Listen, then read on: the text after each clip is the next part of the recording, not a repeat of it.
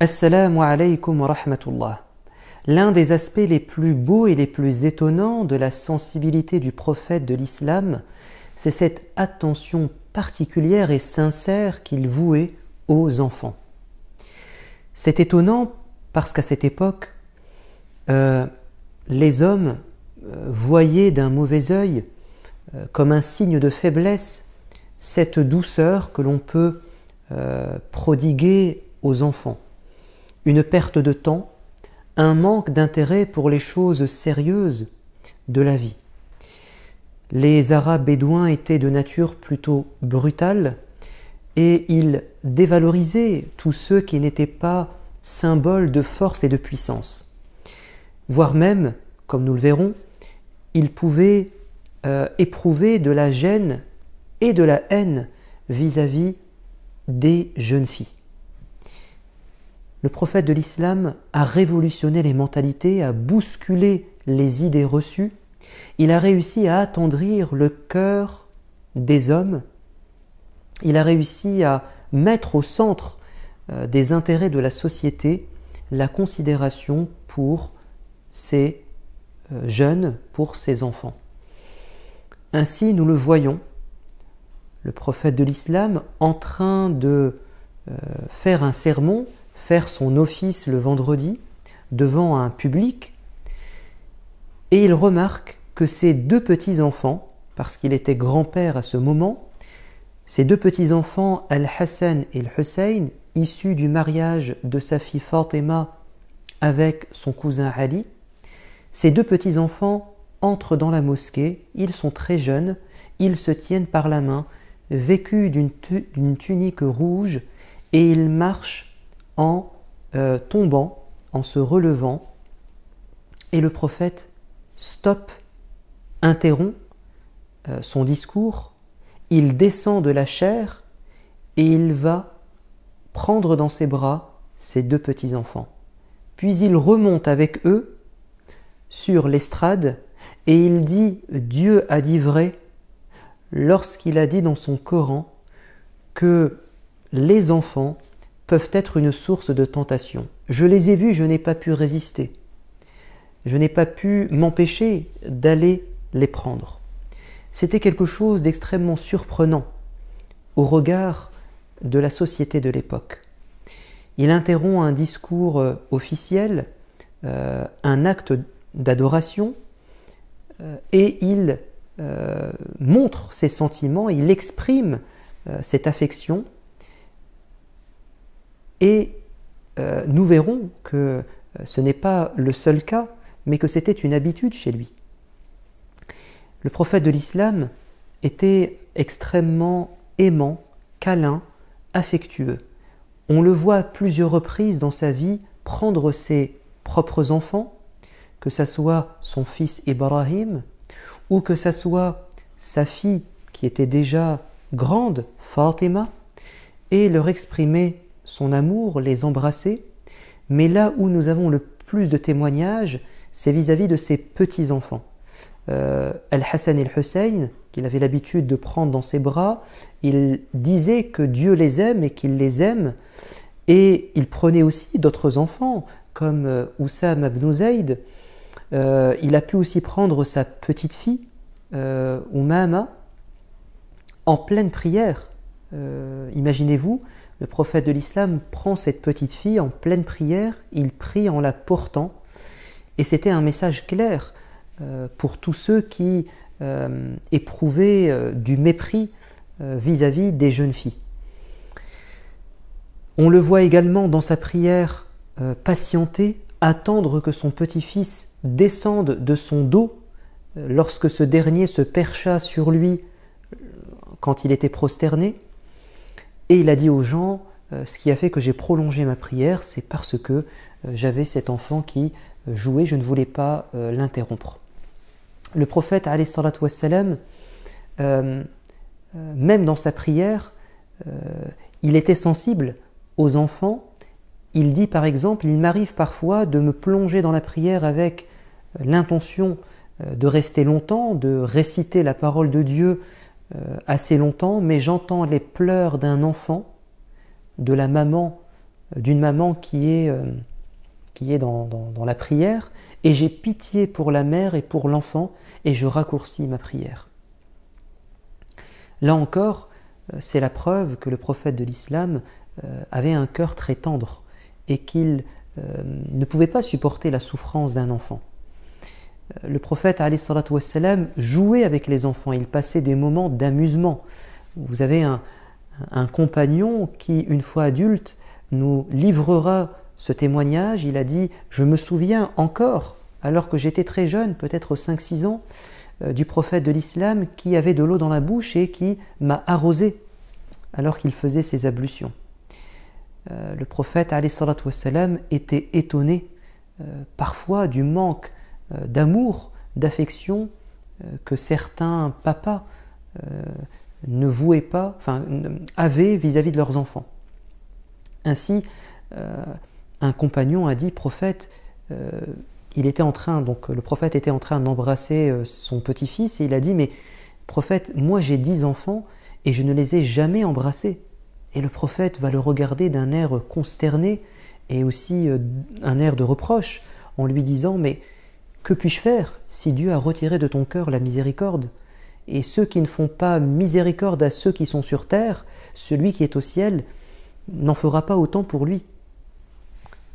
Le prophète, alayhi salatu wassalam, effectivement, il aimait beaucoup les enfants, il leur vouait de l'affection, mais c'était toujours au service de l'enfant. Ce n'était pas simplement une émotion, un sentiment paternel, humain, dénoué ou dénué plutôt de toute intelligence.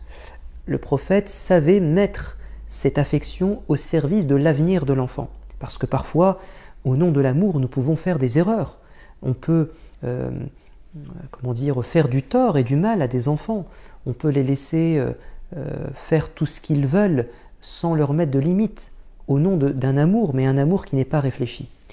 Un jour, alors qu'il était en train de connaître un moment de tendresse avec son petit-fils, Al-Hassan, un homme lui a dit « Prophète, je vois que tu l'aimes beaucoup. » Et le prophète va lui dire « Sache que cet enfant deviendra un grand homme. Grâce à lui, 2 factions, 2 groupes de ma communauté, en conflit, en litige, vont se réconcilier. » Comme s'il voulait dire que cet amour qu'il donne à l'enfant, qui est une marque de confiance, va forger sa personnalité et en grandissant, il sera un homme de paix, un homme rassembleur, un homme avec un grand cœur et il jouera un rôle de médiateur et il réussira à étouffer un conflit. Et effectivement, Al-Hassan, le fils de Ali, va abandonner le poste de calife parce que à l'époque de son père, il y avait eu un conflit entre Ali et Muawiyah et qu'il était normalement censé succéder à son père, mais comme il y avait d'anciennes histoires de conflits politiques, il a dit « je laisse le pouvoir à mon opposant » pour éteindre cette guerre qui existait entre eux au sein de la communauté musulmane. Donc un amour, oui, une affection certes, mais toujours intelligente, réfléchie au service de l'avenir de l'enfant. Le prophète alayhi salatu wassalam éduquait les enfants, il savait parfois être strict. Un jour, son petit-fils Al-Hassan était en train de manger une date, mais une date qui était destinée aux pauvres. C'était la zakat, cet impôt prélevé des riches pour profiter aux pauvres. Et il a dit à son petit-fils, crache cette date. Nous, la famille du prophète, on ne peut pas se servir de cet argent, de ces biens qui sont destinés aux pauvres. Donc, l'affection ne l'a pas aveuglé. Il a voulu enseigner à son petit-fils, très jeune, des règles. On le voit également retenir la main de Amr ibn Salama, cet enfant qui vivait dans son entourage, dans sa famille. Il lui a dit, si tu veux manger, mange avec la main droite, dis Bismillah et mange devant toi. Donc tu ne fais pas ce que tu veux, je ne vais pas céder à tes caprices. Tu dois respecter la politesse quand tu es à table. Le prophète alayhi salatu wassalam valorisait les enfants en leur donnant des prénoms très beaux, inspirants. mais aussi en leur donnant des surnoms amusants. Il savait également faire des invocations aux enfants qui étaient une forme, oui, de valorisation. Par exemple, il a dit à Abdullah ibn Abbas, ô Seigneur, enseigne-lui la bonne interprétation du Coran et la bonne compréhension de l'islam. Et c'était une manière de susciter en lui une ambition, celle de la voie religieuse, celle de l'apprentissage de sa religion. Et effectivement, cet intérêt qu'il portait à Abdullah ibn Abbas, et vous savez, un jour il l'a mis derrière lui sur sa monture et il lui a enseigné des paroles très lourdes de sens d'un point de vue spirituel qui sont normalement destinées à un adulte.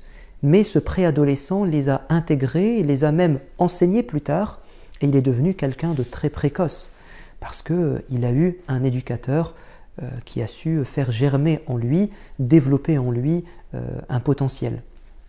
Le prophète alayhi salatu wassalam savait donner des responsabilités à des jeunes. Un jeune avait accompagné son père. Il avait accompagné son père et aussi sa tribu, enfin une délégation de son peuple pour apprendre l'islam. Et il avait à peine 7 ou 8 ans.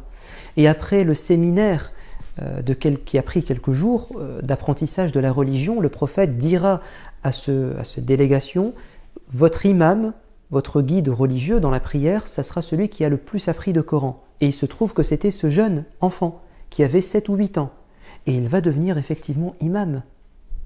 Donc c'était une manière de valoriser les compétences, les talents de ce jeune. Le prophète bien-aimé, alayhi salatu wassalam, était sensible aux enfants, sensible aussi au mal et à tout ce qui pourrait être dangereux pour eux. Et on sait qu'à l'époque, ils étaient souvent l'objet de violences. Il y avait des infanticides. Les Arabes se permettaient parfois de tuer des jeunes filles à la naissance parce qu'ils ne voulaient pas de filles, parce qu'ils méprisaient la féminité, parce que la fille n'était pas, elle n'apportait rien en fait à la tribu, ni d'argent, ni une protection, et donc certains Arabes se permettaient d'enterrer des filles à la naissance. Et le Coran est venu condamner cela, et le prophète est venu condamner cela de manière ferme. Il est venu les protéger. Il a même mis en évidence la récompense, le mérite de celui qui s'investit pour prendre soin de ses filles, en disant si vous prenez soin de vos 3 filles, vous les éduquez bien jusqu'à l'âge adulte, elles seront une barrière pour vous contre le feu de l'enfer. Vous avez gagné le paradis. Et ça, évidemment, ça a tout changé dans l'esprit des parents. Également, le prophète alayhi salatu wassalam n'a jamais fait acte de violence contre un enfant.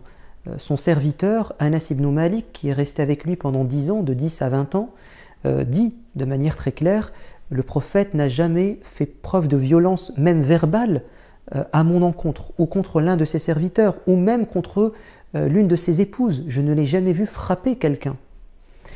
Le prophète alayhi salatu wassalam défendait les enfants orphelins qui avaient perdu leurs parents et qui avaient un héritage, en disant à leurs parrains, il vous est interdit de voler leur héritage, mais vous devez le conserver, en prendre soin, attendre qu'il soit mature, et vous leur remettez ce qui leur revient de droit. Et vous avez des passages du Coran qui sont très clairs à ce sujet.